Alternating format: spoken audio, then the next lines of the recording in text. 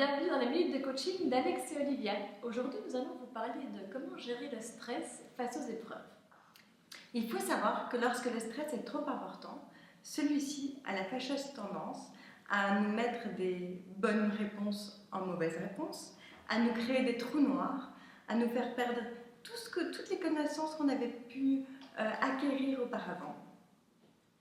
Mais par contre, sachez aussi que le stress peut être un ami et pas toujours un ennemi.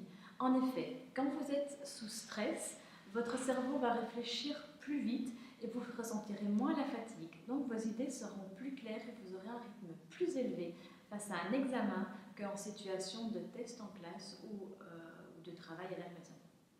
Il faut savoir également que le stress peut déjà commencer la veille. Donc la veille, commencez un peu à prendre des bonnes habitudes. Donc la veille, prenez soin de votre corps. Ne faites pas d'activité sportive ou culturelle, quelque chose qui puisse vous fatiguer intellectuellement mais également physiquement. Ayez une hygiène de vie qui soit égale à celle que vous avez toujours eue. Pas trop manger tout d'un coup ou alors ne plus se nourrir, ça ne sert à rien et ça va même fatiguer votre corps. Et surtout aussi, il est important en zone de stress de garder sa motivation. La motivation sera un facteur très important pour la réussite d'une épreuve. Donc pour cela, évitez de voir des personnes qui seront assez démoralisantes, qui ne seront pas là dans le bon sens de la motivation. Voilà, essayez de un peu garder une zone de confort par rapport à ça. Vous pouvez aussi baisser la pression en vous organisant. On sait que tout ce qui est organisation a tendance à augmenter le stress. Alors, pensez à votre trajet. La veille, préparez votre sac avec vos affaires, votre convocation, tout ce dont vous avez besoin en fonction de l'examen. Vous pouvez également faire une petite simulation et imaginer comment va être l'examen, comment ça va se passer, combien de temps ça dure. Vous pouvez imaginer tout ça, ça c'est très important. Prenez aussi également un petit encas. On sait que les examens ont tendance à faire un petit creux, donc on a un petit peu faim, donc prévoyez un petit encas. Alors, le jour J, quand vous êtes face à votre examen, apprenez à déjouer les manifestations du stress. 4 conseils. Tout d'abord, respirez profondément. Donc en fait, ayez une respiration lente et gonflez votre ventre en inspirant et rentrez-le en expirant. Faites ça pendant 20-30 secondes. Ensuite, pensez à un moment joyeux, un moment heureux. Ça vous mettra dans un état d'esprit positif. Ça vous détendra et ça fera diminuer le stress.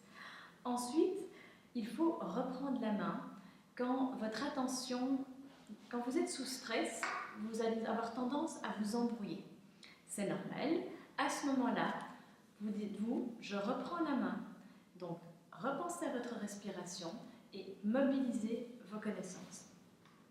Alors, un autre moment de stress, c'est quand vous êtes face à un examen et que vous vous embrouillez devant une question. Sachez que tout le monde peut avoir un blocage face à une question. À ce moment-là, reprenez votre réflexe d'étudiant. Vous êtes là pour raisonner, réfléchir et analyser. Partez du général vers l'essentiel. Donc d'abord, dans quel cours suis-je? Qu'est-ce qu'on me demande exactement? Relisez la question. Recherchez, filtrez les informations essentielles et essayez de les mettre en relation avec vos connaissances. Tout ça vous permettra à canaliser votre stress, donc à diminuer votre anxiété et à vous recentrer sur le sujet.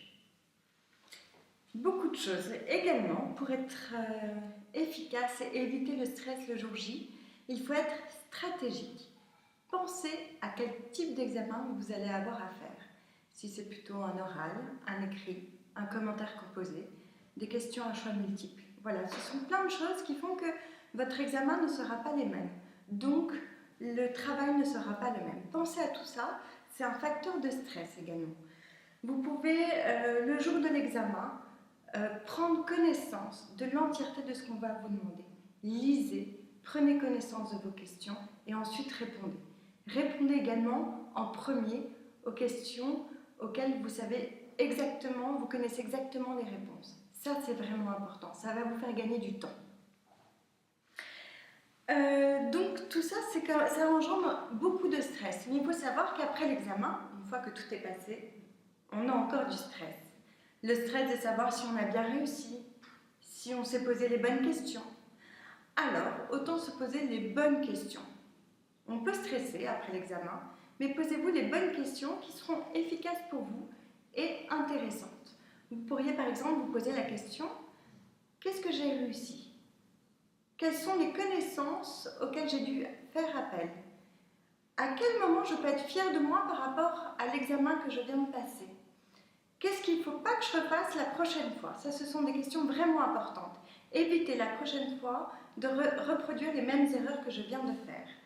Vous pouvez aussi vous poser la question de savoir si vous avez bien abordé l'examen correctement.